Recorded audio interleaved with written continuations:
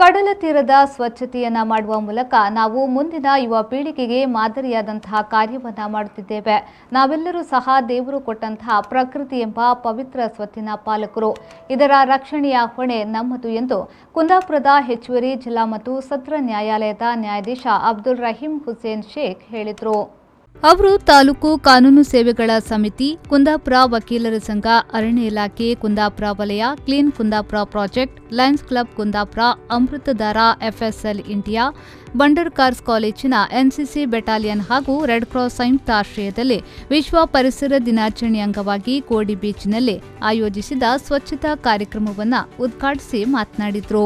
ಇವತ್ತೇ ನಾವು ಈ ಕೆಲಸ ಮಾಡಿದ್ರಿಂದ ಮುಂದೆ ನಾವು ಈ ಒಂದು ಸಂಸ್ಕೃತಿಯನ್ನು ಮುಂದೆ ಬೆಳೆಸಿ ನಮ್ಮ ಮಕ್ಕಳನ್ನಾಗಲಿ ನಮ್ಮ ಈಗಿನ ಯುವಜನತೆಗಾಗಲಿ ಬೇರೆ ದಾರಿಯಲ್ಲಿ ಹೋಗದೆ ಒಳ್ಳೆಯ ಒಂದು ಕಾರ್ಯಕ್ರಮ ಮಾಡಲಿಕ್ಕೆ ಒಂದು ಒಳ್ಳೆಯ ಈ ಒಂದು ದೇವರು ಕೊಟ್ಟಂತಹ ಈ ಪ್ರಾಪರ್ಟಿ ನಾವೇನು ಹೇಳ್ತೇವೆ, we are the custodian of the divine property.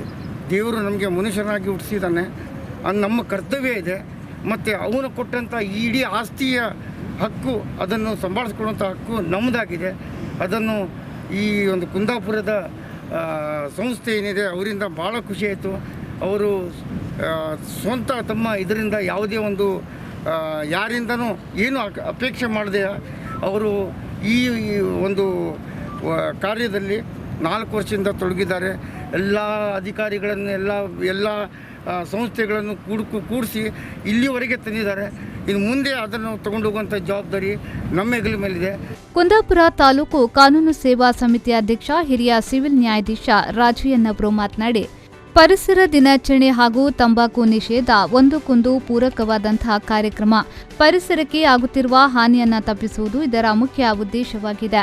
ರಾಜ್ಯದ ಇತರೆಲ್ಲ ಕಡೆಗಳಿಗಿಂತಲೂ ಕರಾವಳಿ ಭಾಗದಲ್ಲಿ ಇಂತಹ ಕಾರ್ಯಕ್ರಮಗಳಲ್ಲಿ ಸಾರ್ವಜನಿಕ ಸಹಭಾಗಿತ್ವ, ಸ್ವಹಿತಾಸಕ್ತಿ, ಸ್ವಪ್ರೇರಣೆಯಿಂದ ಭಾಗಿಯಾಗುತ್ತಿರುವುದು ಎಲ್ಲರಿಗೂ ಮಾದರಿ ಎಂದು ಮೆಚ್ಚುಗೆಯನ್ನ ವ್ಯಕ್ತಪಡಿಸಿದರು.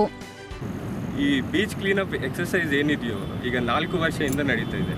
ಈಗ ಕ್ಲೀನ್ ಕುಂದಾಪುರದವರು ಮತ್ತು FSLನವರು ಮತ್ತು ಸ್ಥಳೀಯ ಮೀನುಗಾರರು ಎಲ್ಲರೂ ಕೂಡ ಕೈ ಜೋಡಿಸಿ ಒಂದು ಕುಟುಂಬ ವಾತಾವರಣದಲ್ಲಿ ಎಲ್ಲರೂ ಕೂಡ ಕೆಲಸ ಮಾಡಿದ್ದಕ್ಕೆ ಇಷ್ಟು ಚೆನ್ನಾಗಿ ಈ ಬೀಚ್ ಎಲ್ಲ ಕ್ಲೀನ್ ಇದೆ ಅಂತ ಹೇಳಲಿಕ್ಕೆ ಯಾವುದೇ ಸಂಕೋಚ ಇಲ್ಲ. ಇದನ್ನು ನಮ್ಮ ದೇಶದ ಪ್ರಧಾನಮಂತ್ರಿಯವರು ಸನ್ಮಾನ್ಯ ಮೋದಿಯವರು ಕೂಡ ಅವರ ಮನ್ ಕಿ ಬಾತ್ನಲ್ಲಿ ಗುರುತಿಸಿದಂಥ ವಿಷಯ. ಸೊ ಅಷ್ಟು ಪ್ರಸಿದ್ಧವಾಗಿ ತಾವು ಮಾಡ್ತಿರುವಂಥ ಎಲ್ಲ ಕೆಲಸಗಳಿಗೆ ಒಂದು ರೀತಿ ಅದು ಗುರ್ತಿಂಪು ಸಿಗಿದೆ ಅಂತ ಹೇಳಲಿಕ್ಕೆ ಇಷ್ಟಪಡ್ತೀನಿ. ಸೊ ಇದನ್ನು ಇನ್ನು ಮುಂದೆ ಕೂಡ ಇದೇ ರೀತಿಯಲ್ಲಿ ನಾವು ಕೈ ಜೋಡಿಸಿ ಇದೇ ರೀತಿ ಎಲ್ಲ ನಮ್ಮ ಪರಿಸರವನ್ನು ಸಂರಕ್ಷಿಸುವುದರಲ್ಲಿ ಮತ್ತು ಅದನ್ನು ಚೆನ್ನಾಗಿ ಕಾಪಾಡಿಕೊಳ್ಳುವುದರಲ್ಲಿ ನಾವೆಲ್ಲರೂ ಕೆಲಸ ಮಾಡಬೇಕಂತ ಆಶಿಸ್ತಾ ಇದ್ದೀನಿ. ಮತ್ತು ಎಲ್ಲ ಮುಂದಿನ ಪೀಳಿಗೆಗಳಿಗೆ ಸಾಹೇಬರು ಒಂದು ನಿರ್ದೇಶನವನ್ನು ಕೊಟ್ಟಿದ್ದಾರೆ. ನಾವೇನು ಇವತ್ತು ಕೆಲಸ ಮಾಡ್ತೀವೋ ಪರಿಸರವನ್ನು ಕಾಪಾಡುವುದರಲ್ಲಿ ಅದರದ್ದು ಕೊಡುಗೆ ಮುಂದಿನ ಪೀಳಿಗೆಗಳಿಗೆ ಸಿಗ್ತದೆ.